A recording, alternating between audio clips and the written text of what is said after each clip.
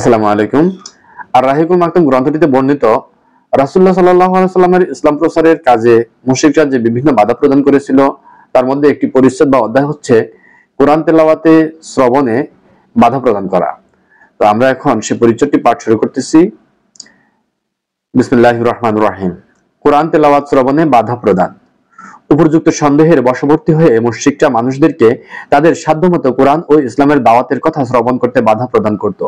তারা যখন দেখত যে রাসূল সাল্লাল্লাহু আলাইহি সাল্লাম লোকদেরকে দ্বীনের পথে আহ্বান করেছেন এবং নামাজ আদায় করছেন, কোরআন তেলাওয়াত করছেন, তখন তারা মানুষদেরকে সেখান হতে তাড়িয়ে দিত।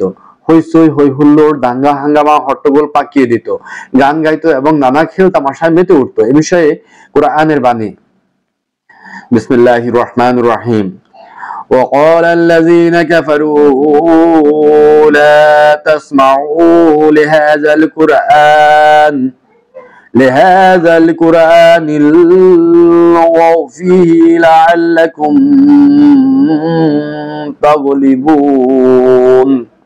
কাফিররা বলে, এই কোরআন শুনো না আর তা পড়ার কালে শোরগোল করো যাতে তোমরা বিজয়ী হতে পারো।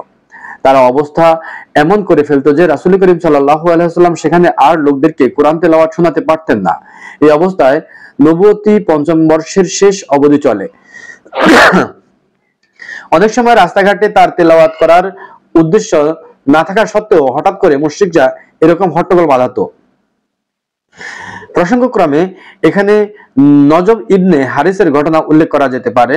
সে ছিল কুরাইশদের মধ্যে অন্যতম শয়তান। নজর ইবনে হারিস একদা হিরা চলে গেল। সেখানে রাজাদের ঘটনাবলী, ইরানের বিখ্যাত বীর রুস্তম ও প্রাচীন গ্রিক রাজা আলেকজান্ডারের কাহিনী শিখলো। এসব শেখার পরে সে মক্কার প্রত্যাবর্তন করলো। রাসূল সাল্লাল্লাহু আলাইহি সাল্লাম যখন কোনো জায়গায় আল্লাহ তাআলার নির্দেশাবলী নিয়ে আলোচনা করতেন এবং আল্লাহ তাআলার আদেশে অমান্য করলে তার পাকড়াও সম্পর্কে ভয় প্রদর্শন করতেন, তখন সেই ব্যক্তি সেখানে উপস্থিত হয়ে বলতো, আল্লাহ তাআলার শপথ, হে কুরাইশরা, আমার কথা মুহাম্মদ সাল্লাল্লাহু আলাইহি সাল্লামের কথার চেয়ে ভালো। তারপর সে পারস্যের রাজাদের রুস্তম এবং সেকান্দার রাজার আলেকজান্ডারের কাহিনী শোনাতে শুরু করত এবং বলতো, বলো কোন দিক দিয়ে মুহাম্মদ সাল্লাল্লাহু আলাইহি সাল্লামের কথা আমার কথার চেয়ে উত্তম।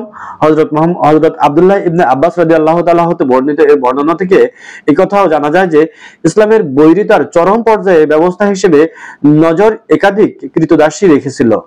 যখন সে জানতে পারত যে কোনো লোক ইসলাম গ্রহণের ইচ্ছা করছে, তখন সেই লোকের প্রতি এক কৃতদাসীকে নিয়োজিত করে দিত।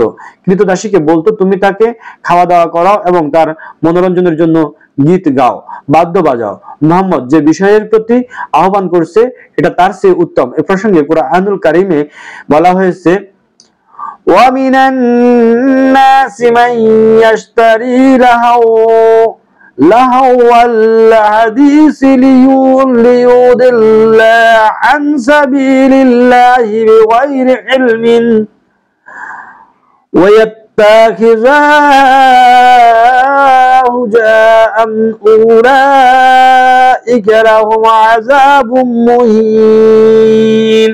কিছু মানুষ আল্লাহ তাআলার পথ থেকে বিচ্যুত করার উদ্দেশ্যে অজ্ঞাতবশত অবান্তর কথাবার্তা ক্রয় করে আর আল্লাহ তাআলার পথকে ঠাট্টা বিদ্রূপ করে। আজকে এ পর্যন্তই। আসসালামু আলাইকুম।